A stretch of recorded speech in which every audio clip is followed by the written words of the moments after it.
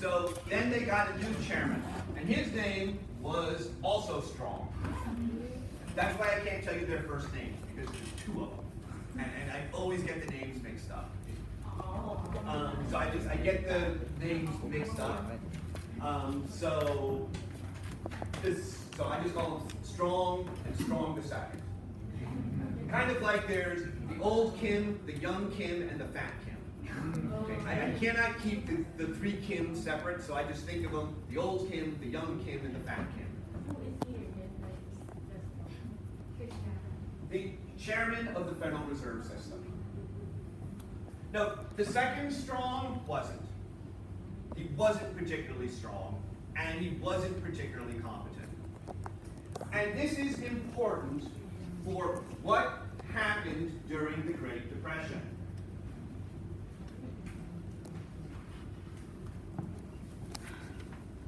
According to Friedman, I'll put a nice red line, indicate we're now talking Friedman. What Friedman believed happened is this happened.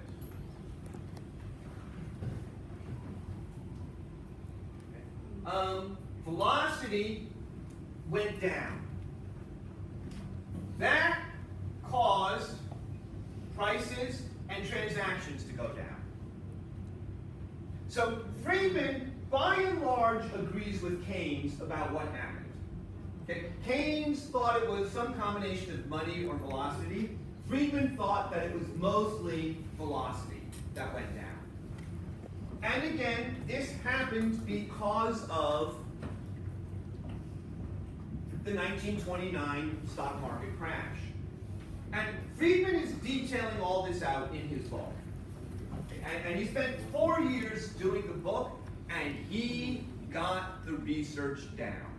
He read every minute of the Federal Reserve Board would keep minutes.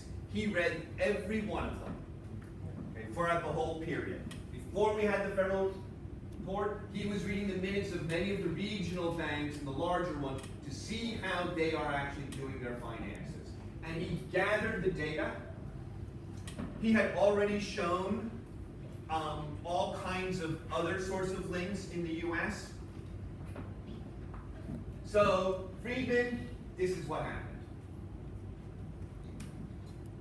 The Fed saw this. That's what the Federal Reserve saw. They didn't see the other things happening. Now, what is the job of the central banker? Control inflation. That is the primary job of a central bank. So, MV equals PT. If this stays the same, and this stays the same, and this goes down, what's going to happen to this? It's going to go up. 10 times 1 equals 1 times 10. If this 10 becomes a 5, 5 times what is 10? 2. So, if transactions go down, prices are going to go up. But it's the job of the Federal Reserve to keep prices stable. So how can the Federal Reserve prevent this price from doubling?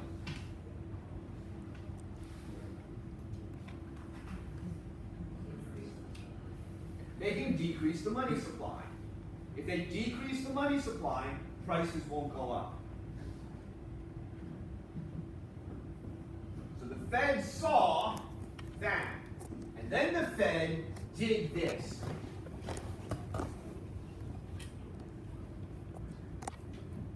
Now, what happened when you had the banking crisis? The stock market crash. Keynes and Friedman both agreed. Okay. There was a decline on this side of the equation. That led to a decline in transactions. And how did the Fed respond? Not by increasing the money supply. Keynes said, look, the Fed tried increasing the money supply and it didn't work. But Keynes never actually looked, because Keynes just assumed that's what the Fed would do, because that's what the Fed should have done. But the Fed didn't do that. They decreased the money supply. And what did that mean? Prices and transactions went down again. And when transactions went down, what did the Fed do? They decreased it again, and again, and again. And this is the Friedman explanation for the Great Depression. It started as a normal panic. But every panic we had had in the US before this, we had no central bank system. So the free banking system adjusted the money supply as necessary in an automatic way, not to counteract the depression, but simply to keep everything in balance. And then the panic ended, we recovered, and growth resumed.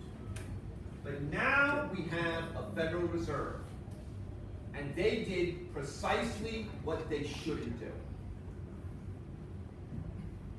So Friedman argued Keynes is wrong that monetary policy has no effect. It does have an effect. In fact, it had a huge effect. It turned a recession into the Great Depression. And then, every time their policy didn't work, they did it harder. And they kept on doing it for the next decade. The Great Depression was not about government impotence. It was about government mismanagement. The government caused the Great Depression. Now, what got us out of the Great Depression? World War II. Friedman agrees with Keynes that it was World War II that got us out of the Great Depression.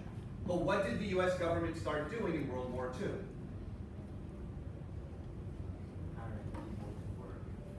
We hired people, we built guns, we built tanks, we built aircraft carriers. We had Donald Duck marching around telling us to build all these things. And how did the government pay for them?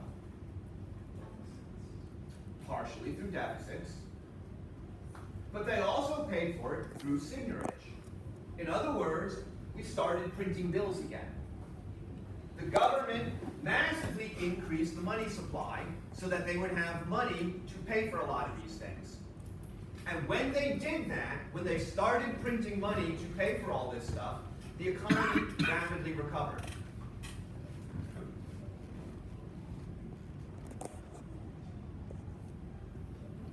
Yes, government went up in the Great Depression.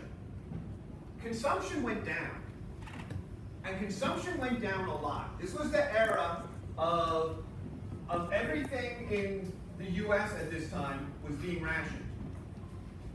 You wanted to, once a month, you go to the government rationing office, and they'd give you coupons that you could use that would allow you to purchase bacon, allow you to purchase butter, allow you to purchase other things. But steel, aluminum, oil, rubber, nylon, all of these things are being rationed for the war effort. They were being rationed for two reasons. One, for the war effort, but two, because the US would have had really bad inflation otherwise. So they put price controls on everything. Basically, the government, they put a price cap on everything, so the price couldn't go up. But now, because of, the value of the money, is changing, people are trying to buy more and more of the goods that don't exist. So the way you deal with that is with the coupons and stuff. So the government's really trying to manage the economy for this, and did a not terrible job of it. But after the war, how much did US government spending go down?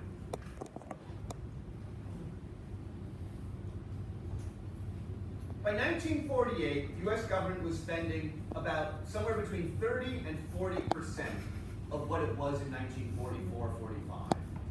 In other words, a more than 50% cut in government spending. And did we go back into the Great Recession? not. We had a recession, but it was a normal recession. And Friedman argues that was because by this time the Federal Reserve is staffed with Keynesians, and they're not cutting the money supply when they see a recession. So they didn't cut the money supply, they didn't increase it, they just kind of kept it steady. And we just recovered fine. So this is the Friedman explanation for the Great Depression. And I want to be, Friedman did all the research on this. No one has ever challenged his numbers since. People have calculated the numbers since 1960, and they've looked at some of these things, but his empirical side of this is absolutely unchallenged. Everybody now concedes that what the Fed did was wrong. Whether or not it had as big of an impact as Friedman says, it is less clear. The Keynesian counter-argument to Friedman is basically, okay, yeah, explain France, explain England, explain the rest of the world. Why was the Great Depression a worldwide phenomenon? And I do think that's a legitimate criticism. I don't really have a good mechanism that would explain why what happened in the US would drag the rest of the world down. Now, no, the rest of the world did not suffer as much as the US. The Great Depression was clearly worst in the US by a fair margin. But I still, okay, that doesn't mean the whole rest of the world will go. And then you start getting into a lot of arguments about specific policies, going off the gold standard, the Smoot-Hawley tariffs, the decline in free trade, and there's a bunch of now micro arguments about those kinds of things as well. So the consensus today is, okay, sorry. My personal belief on this is that you really can't, I don't like the Great Depression from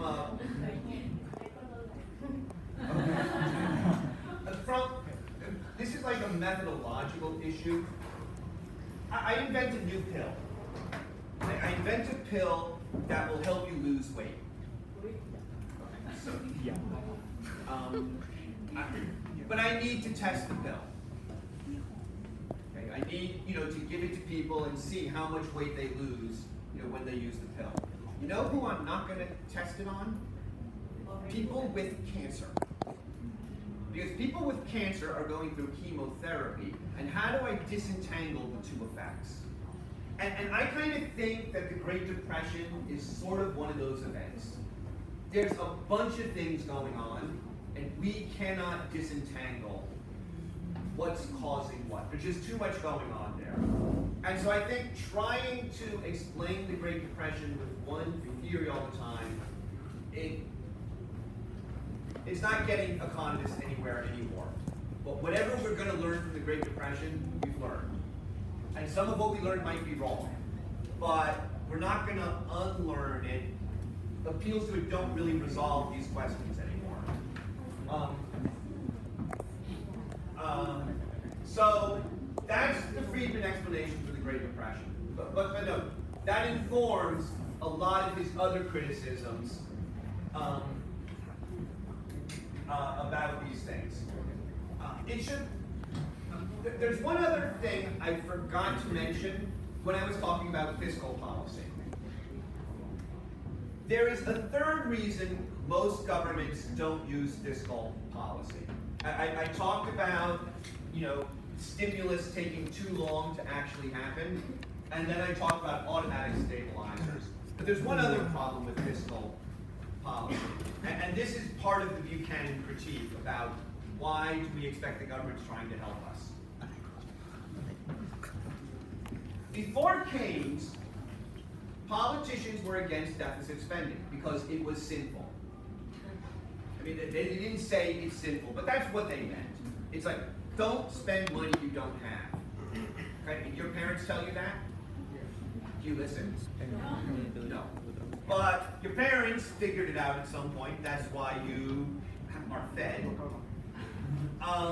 You don't spend money you don't have. There's just kind of this basic rule of thrift that common people have, or normal people, and therefore all politicians always sort of said the same thing, with exceptions, like World War II. It's okay to borrow a lot of money from World War II. But what is Keynes telling politicians? Is he telling them it's okay to spend money you don't have? No, he's saying something much stronger. You should spend money you don't have. This is the equivalent of my telling you my exam's going to be hard, so maybe 2 or 3 days before, you should have a beer or two to relax. Here's the keys to the car. You already want to have a beer or two. I'm pushing against an open door if I tell you that. Keynes was telling politicians it's good to spend money you don't have. And therefore, what do politicians do when we're in a recession? They spend money we don't have because you have to do that to get out of the depression. And once we start to come out of the depression, what do? We don't want to kill the recovery, we need to spend money. And when we're out of the recession, what do? Do you want to go into a recession? Me neither. We got to keep spending money. And when you're going into a recession, what do? Oh my God, a recession. We got to spend money. This is called one-eyed Keynesianism. It's called one-eyed Keynesianism because Keynes sort of gave politicians permission to do something they always wanted to do anyway. Spend other people's money. But who are the other people money that politicians are spending? Not people, unborn people, future people, people who aren't even voting right now. What politician doesn't want to spend all that money? By their money, you mean theirs? Politicians don't spend their own money. They don't spend their own money. The whole art of politics is spending someone else's money. Okay? Stuff for you, stuff for me, tax that man behind the tree. No. They promise you free stuff. And it's true. The politician gives you stuff and makes them pay for it. The problem is you're paying for their stuff. The trick is, make sure you know the stuff they're paying for you that you're getting, and don't let you know the stuff you're paying for that someone else is getting. To give an example, the Democratic Party now in the US, they're adopting a policy of just forgiving all student loans. They're forgiving all student loans. Well, who has all the student loans? 2/3 of Americans don't go to college. So they're going to forgive debt to help you. This is going to help the middle class and the upper middle class. It's not going to help the poor. The poor are the ones who are going to get stuck with the bill paying for it. But that's not how it's presented. It is presented as, we're going to forgive student debt. Isn't this a wonderful thing? Money's got to come from somewhere.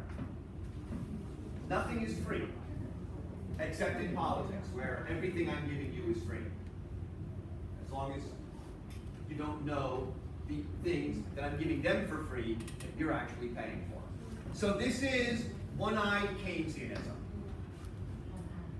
And this is important because it means there's very limited room for a fiscal stimulus in most countries. Because they're already spending more than they bring in. Almost all countries in the world today run chronic budget deficits. I don't think Thailand has had a balanced budget since before 2000. And I'm not sure you ever actually balanced your budget after the 97 crisis. You definitely got it closer to being balanced. But I don't think you ever did actually balance it.